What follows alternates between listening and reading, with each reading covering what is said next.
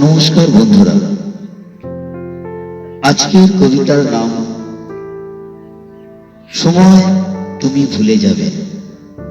লেখা ও পাঠে গোপাল দাস।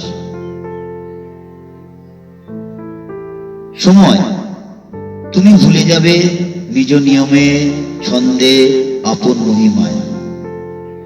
সময় তুমি ভুলে যাবে এমনি অনায়াসে, অতি সহজে, খুব ধীরে ধীরে।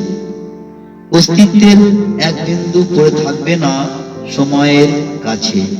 অদৃশ্য হয়ে যাবে একদিন সমগ্র জীবন।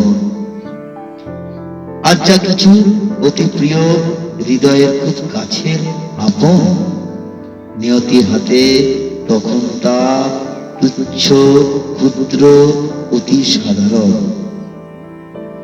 ধ্বংস সৃষ্টি সত্য, জন্ম মৃত্যু সত্য, মাঝখানে আর যা কিছু সবই সাময়িক, পরিবর্তনশীল, সময়ের ছেলে মানুষই খেলা। আমি জানি সময় তুমি ভুলে যাবে এমনি অনায়াসে। তোমার সাবলীল ভঙ্গিমা, খেলার ছলে, আনন্দ উচ্ছ্বাসে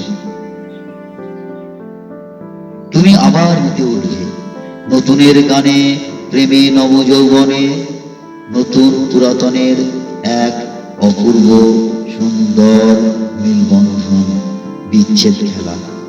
নমস্কার।